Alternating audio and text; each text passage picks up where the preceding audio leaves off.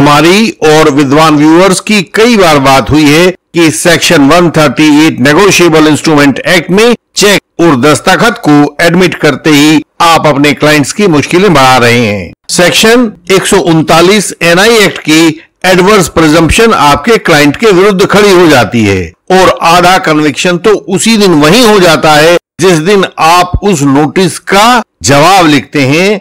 यह बात आप जान लीजिए कि इसकी जड़ असलियत में उस रिप्लाई टू लीगल नोटिस में होता है जो आरोपी के वकील साहब कंप्लेनेंट के वकील साहब को लिखकर भेजते हैं। यानी कि आपका 138 का केस जब बिगड़ता है तो नोटिस की स्टेज पर ही बिगड़ जाता है।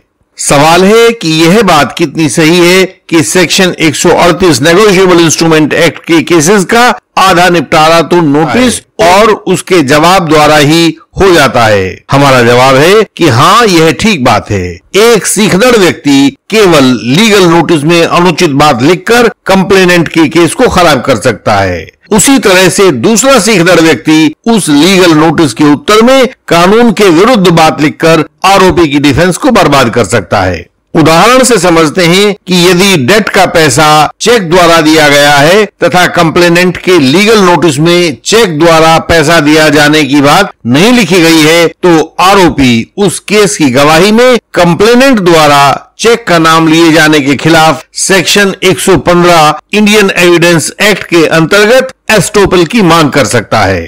पार्ट पेमेंट के अनुसार मांग को बदला ना गया हो तो पूरा लीगल नोटिस ही गैर कानूनी हो जाने वाला है। इससे कंप्लेनेंट का पूरा केस खराब हो जाएगा क्योंकि केस के हर पहलू का 138 के लीगल नोटिस में जिक्र होना बहुत जरूरी है। इसी तरह से लीगली एनफोर्सेबल डेट या दूसरी लायबिलिटी को चेक और दस्तखत को स्वीकार करके आरोपी के खेल को नियमित रूप से बिगाड़ा जा रहा है। बहुत अधिक एडवोकेट इस काम को कर रहे हैं। यदि आरोपी की डेट और अदर लायबिलिटी को आप ट्रायल से पहले ही एडमिट कर लेते हो तो क्या खाक डिफेंस बाकी बचेगी? यदि चेक और उसके ऊपर किया गया दस्तखत दोनों को आपने अपने लीगल नोटिस के उत्तर में ही मान लिया है तो आरोपी के हाथ तो वहीं कट गए हैं। इसका मतलब यह हुआ कि लीगल नोटिस का गलत रिप्लाई आरोपी की कानूनी मृत्यु का कारण बन जाता है। सवाल है कि 138 के नोटिस पर ऑनलाइन कंसल्टेशन की व्यूअर्स की मांग पर क्या उत्तर है? जवाब है कि व्यूअर्स को जब 138 के केसेस का सही कानूनी लीगल नोटिस लिखना हो या उसका जवाब देना हो तो हम उसके लिए एक ऑनलाइन कंसल्टेशन शुरू करने पर विचार कर रहे हैं ताकि कंप्लेनेंट का केस और आरोपी की डिफेंस ट्रायल के शुरू होने से पहले ही न बिगड़ जाए, लड़ाई के शुरू होने से पहले ही उनको निहत्था ना कर दिया जाए। आप भी इस पर अपना सुझाव हमें जरूर दीजिएगा। सवाल है कि क्या हम एक ऐसा केस देख सकते हैं जिसमें पहले तो कंप्लेनेंट ने गलत लीगल नोटिस दिया हो और फिर बाद में आरोपी ने भी उसका उत्तर गलत दे दिया हो, यानी कि दोनों पक्षों ने उसमें गलतियां की हो? हमारा जवाब है हाँ, ऐसा केस दिखाया जा सकता है। आप सामने स्क्रीन पर यह देख भी रहे होंगे।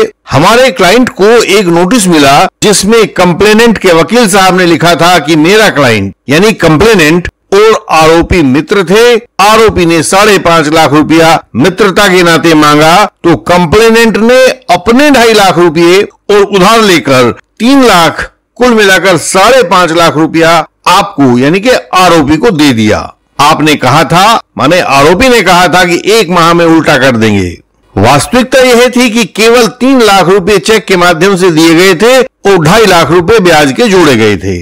यहां कंप्लेनेंट के विद्वान वकील साहब ने सब कुछ घालमेल करके यह दावा बनाया था, लेकिन यहां यदि आरोपी जरा भी बुद्धिमानी से काम ले जैसा कि वो लेने वाला भी है क्योंकि हमारे पास आ गया है, तो कंप्लेनेंट का यह केस कभी साबित नहीं होगा। जब भी कंप्लेनेंट अपना डेट और अदर लायबिलिटी कोर्ट में साबित करेगा तो उसे वह 3 लाख रुपए का चेक दिखाना पड़ेगा क्योंकि वही एकमात्र दस्तावेजी सबूत है जो कंप्लेनेंट द्वारा आरोपी को कोई पैसा दिया जाना दिखाता है। इसके अलावा और कुछ भी ऐसा सबूत नहीं है जो लिखित हो और आरोपी को पैसा दिया जाना दिखा रहा हो। लेकिन यहां एक कानूनी पेच आ जाएगा। जैसे ही कंप्लेनेंट इस चेक को रिकॉर्ड पर लाएगा तो आरोपी का एडवोकेट यानी कि हमारी तरफ से जो भी वहां पेश हो रहा होगा तत्काल एस्टोपेल अंडर सेक्शन 115 एविडेंस एक्ट का तर्क देकर उस चेक को रिकॉर्ड पर आने से रोक देगा। एस्टोपेल इंडियन एविडेंस एक्ट का एक कानून होता है जिसके मुताबिक यदि कोई पक्ष किसी बात को कहता है या मना करता है तथा दूसरा पक्ष उस पर यकीन करके अपनी स्थिति बदल लेता है तो बाद में पहले पक्ष को पहले कही हुई बात को बदलने की अनुमति कानून के द्वारा नहीं दी जा सकती है, उसे उसी बात पर टिकना पड़ेगा।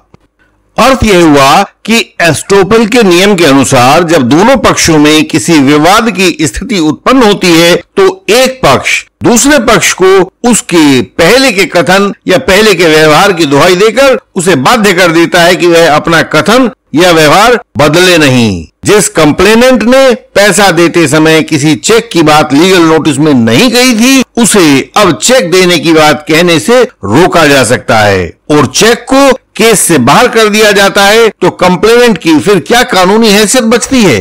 कुछ भी नहीं। उसे केस हारना ही होगा। मजिस्ट्रेट के सामने नहीं हारेगा तो अपील में हारेगा, लेकिन वह हारेगा जरूर। सवाल है, आप कहेंगे कि इस आरोपी के मजे आ गए होंगे, कंप्लेनेंट का दावा कानूनी रूप से बाधित हो गया है तो उसकी तो अब मौज हो गई होगी।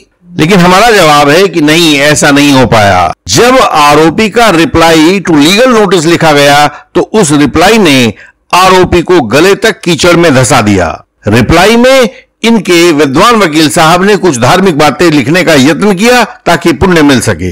उन्होंने लिखा कि हाँ, उस वक्त मेरे क्लाइंट को पैसे की जरूरत थी तो आपने इन शर्तों पर 3 लाख रुपया आरोपी को दिया था कि आप 5% ब्याज लेंगे और मेरे क्लाइंट के 3 खाली चेक भी ले लेंगे। मजबूरी में मेरे क्लाइंट आरोपी को आपकी शर्तें माननी पड़ी। उसने आपको 3 चेक दे दिए जिन पर आरोपी के दस्तखत थे और नाम, तारीख और पैसा वगैरह सब खाली छोड़ दिया गया था। यहां किस्मत से आरोपी के लिए एक अच्छी बात हो गई कि इनके जो पुराने वाले वकील साहब थे जिन्होंने नोटिस का रिप्लाई लिखा था उन्होंने यह कोई एडमिशन नहीं किया कि इनको चेक के द्वारा पेमेंट किया गया था, क्योंकि यदि आदरणीय वकील साहब चेक के द्वारा पेमेंट किया जाना मान लेते तो भी आरोपी को एक अतिरिक्त कानूनी धचका लग सकता था, फिर वह अपना एस्टोपेल वाला हक भी खत्म कर देता। सवाल है कि अब इस आरोपी के सामने जीतने के लिए क्या कानूनी विकल्प मौजूद हैं? और हमारा जवाब है कि इस केस का भी, दूसरे केस का भी और ट्रायल में जाने वाले सब केसेस का एक ही उपचार होता है कि उनका क्रॉस अच्छे से किया जाए। इसे परम सत्य माने कि ट्रायल को आप बिना उच्च गुणवत्ता वाले क्रॉस एग्जामिनेशन के जीत ही नहीं सकते हैं। हर वीडियो में हम यह बात दिखाते हैं। तो इस ट्रायल में कंप्लेनेंट को क्रॉस करते समय विशेष रूप से कन्फ्रंट और कॉन्ट्राडिक्ट किया जाए। किन पॉइंट्स पर किया जाए? हम इन पॉइंट्स पर उसको कॉन्ट्राडिक्ट और कन्फ्रंट करेंगे।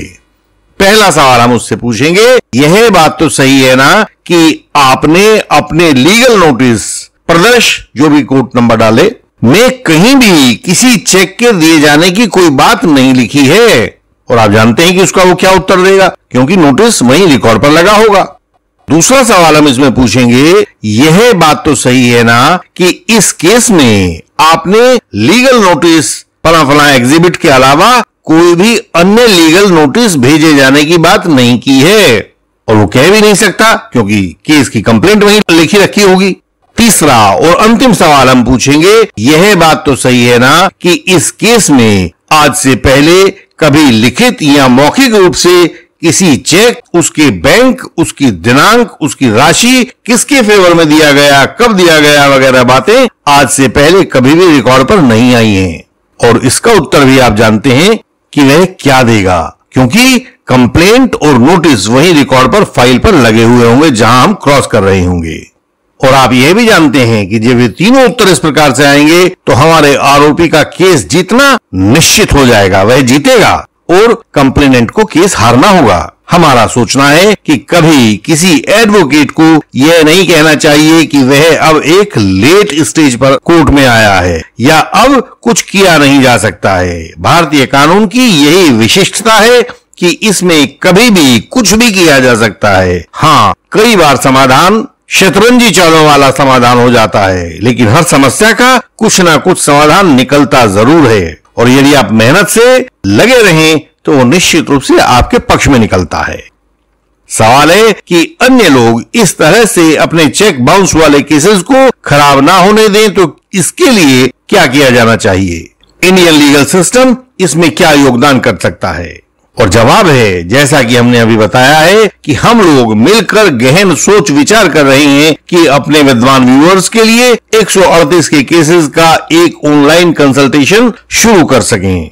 और यह इसलिए कि आप नोटिस की स्टेज पर अपना केस खराब ना करवा लें। यदि नोटिस की स्टेज पर केस खराब हुआ तो ट्रायल की स्टेज पर आप फिर कुछ कर नहीं पाओगे। ट्रायल अपने आप खराब हो जाएगा, क्योंकि 138 के केसेस में लीगल नोटिस एक कानूनी अनिवार्यता है और वह अपराध बनने की दिशा में जो भी हमें लीगल इंग्रेडिएंट्स चाहिए उसमें वह एक आवश्यक शर्त है। इसके लिए आप भी हमें बताएं कमेंट्स के द्वारा, मैसेजेस के द्वारा, मेल के द्वारा कि क्या 138 के केसेस पर ऐसी ऑनलाइन कंसल्टेशन शुरू की जानी उचित है। जिन एडवोकेट्स को अपने केसेस में मुश्किलें आ रही हो, क्रॉस ना बन पा रहा हो, पता नहीं हो कि क्या एप्लीकेशन लगाई जाए, किस स्टेज पर क्या क्या किया जाए, ताकि विजयश्री आपको ही चुने, तो हमसे परामर्श कर सकते हैं। परस्पर चर्चा से ज्ञान बढ़ता है। इस चैनल की हर एक वीडियो में सब कानूनी मुश्किलों से बचने के रास्ते सुझाए गए हैं, एडवोकेसी के बेहतरीन गुर बताए गए हैं, वकालत के दांव पेच सिखाए गए हैं। यह जानकारी हमारी वेबसाइट indianlegalsystem.org पर आपकी सरल भाषा में दी गई है। आप उसे पढ़ें और जानकारी प्राप्त करें। हमसे जानने, मिलने, पूछने के लिए व्हाट्सएप मैसेज करें, ताकि वहां से आगे की राह खुल सके। हम आपसे अगली वीडियोस में भी ऐसे ही मिलते रहेंगे। तब तक प्रणाम।